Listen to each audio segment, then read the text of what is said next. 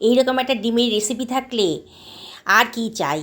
এখানে কষা মাংস কিন্তু হার মেনে যাবে, এত সুন্দর খেতে হয়েছে যে বলার নেই। এটা রুটি, লুচি, পরোটা, পোলার সাথেও কিন্তু দারুণ জমে যাবে। এই জন্য আমি কতগুলো ডিম নিয়ে নিয়েছি। ডিমগুলোকে আমি সেদ্ধ করতে দিচ্ছি প্রথমে। রান্নাটা বানানো খুব সোজা, আর খেতে যে এত অসাধারণ, একেবারে নতুন ধরনের। ডিমগুলো সেদ্ধ হয়ে গেছে, খোসা ছাড়িয়ে নিয়েছি আমি।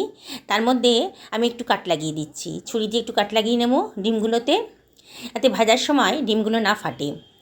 এবার এর মধ্যে দিয়ে দিলাম লবণ, হাফ টেবিল চামচ মতো হলুদের গুঁড়ো, আর সামান্য একটু লঙ্কার গুঁড়ো দিয়ে ডিমগুলোকে ভালো করে মশলার সঙ্গে মাখিয়ে নিলাম। নিয়ে নিলাম কতগুলো পেঁয়াজ।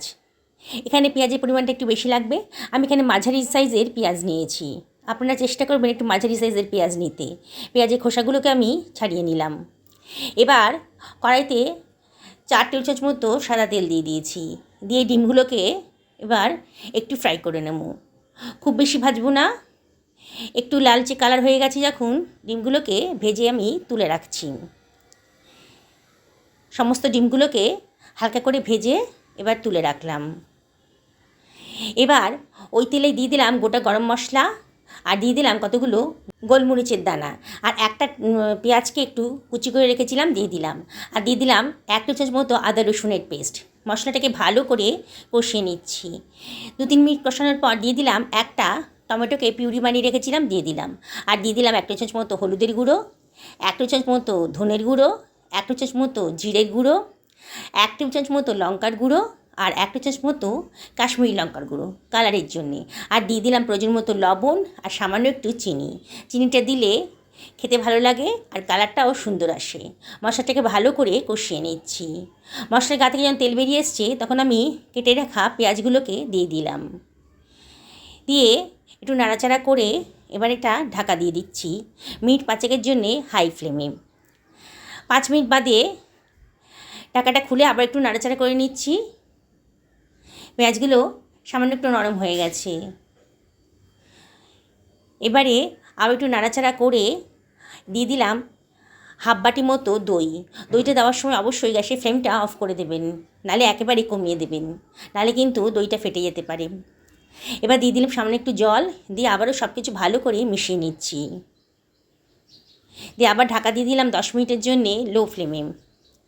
10 মিনিট হয়ে গেছে, পেঁয়াজগুলো ভালো মতনই নরম হয়ে গেছে। দেখুন মশলার গা থেকে কিন্তু তেল বেরিয়ে এসছে। আবারও সব কিছু ভালো করে মিশিয়ে নিচ্ছি। নিয়ে পেঁয়াজগুলোকে এবার হাতা দিয়ে একটু কেটে কেটে দিচ্ছি। দেখুন দারুণ সুন্দর খেতে হবে, একেবারে অসাধারণ। এখানে মটন কষাও কিন্তু হার মেনে যাবে, এত সুন্দর রেসিপিটা।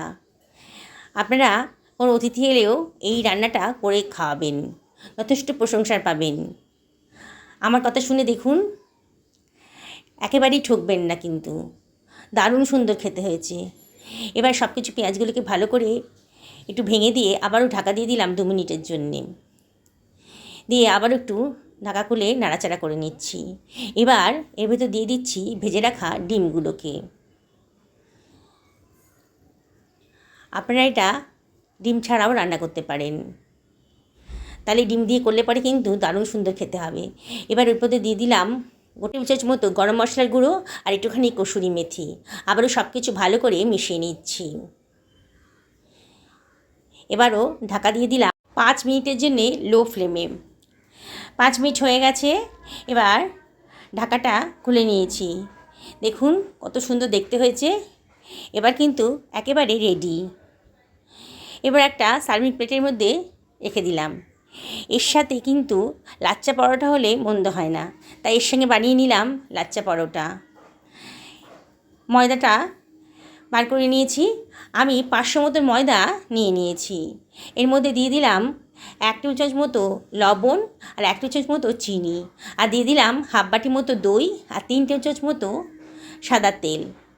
ময়দাটা ভালো করে মিশিয়ে নিয়েছি। তারপর অল্প অল্প জল দিয়ে আমি ময়দাটাকে মেখে নিচ্ছি। খুব ভালো করে ময়দাটা মাখতে হবে। এইভাবে করলে পরে লাচ্চা পরোটাগুলো ভেতর থেকে সফট আর বাইরে থেকে ক্রিস্পি হবে। ময়দাটা ভালো করে ঠেসে ঠেসে মেখে নিতে হবে। যত মাখা হবে ততই কিন্তু পরোটার স্বাদটা বেড়ে যাবে। এবার একটুখানি তেল দিয়ে আবারও ভালো করে মেখে ঢাকা দিয়ে রাখলাম 10 মিনিটের জন্যে।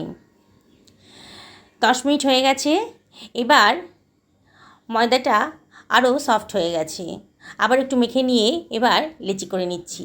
আমরা রোজকার যে রুটি খাই তার থেকে একটু বড় ধরনের লেচি করতে হবে। এবং সবগুলো লেচি বানিয়ে নিলাম। এবার কিচেন টপের ওপরেই আমি এটা বেলে নেব। সামান্য একটু তেল দিয়ে আর এটাকে আমি বেলে নিচ্ছি।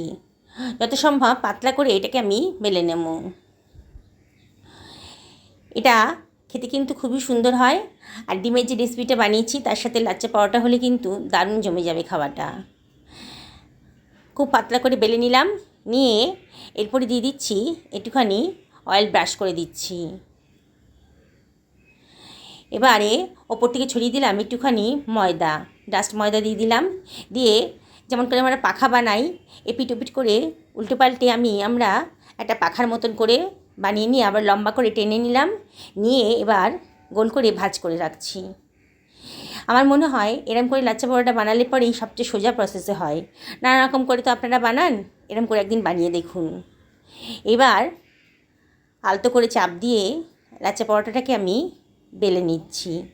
খুব বেশি মোটাও হবে না আর খুব বেশি পাতলাও করছি না, মোটামুটি স্ট্যান্ডার্ড সাইজেরই রাখছি। ও হালকা হাতে চাপ দিতে হবে। এবার গরম ফ্রাই প্যানের ওপর দিয়ে দিলাম, এপিট ওপিট করে ভালো করে শুকনো খোলায় ভেজে নিচ্ছি। তারপরে ওপর থেকে দিয়ে দিচ্ছি তেল। সাদা তেল দিয়ে এপিট ওপিট করে ভালো করে ভেজে নিচ্ছি। একটু চাপ দিয়ে ভালো করে ভাজতে হবে, যাতে ভেতরটা কাঁচা না থাকে। খুবই সুস্বাদু হবে আর ঝটপট বানানো হয়ে গেছে। আমার বানানো হয়ে গেছে। এবার একটু চাপ দিয়ে পরোটাগুলোকে একটু ভেঙে দিচ্ছি। দেখুন কত সফট হয়েছে, ভেতরটা একেবারে সফট আর বাইরে কিন্তু ক্রিস্পি হয়েছে। আর এর সাথে আমার তৈরি করা ডিমের কষাটা একেবারে নতুন ধরনের রেসিপি। খেয়ে বলতেই হবে কেমন হয়েছে। আপনারা অবশ্যই বাড়িতে ট্রাই করবেন আর কমেন্ট করে জানাবেন কেমন লাগলো আপনাদের। সত্যি দারুণ হয়েছে কিন্তু খেতে। সবাই ভালো থাকুন এই কামনাই করি।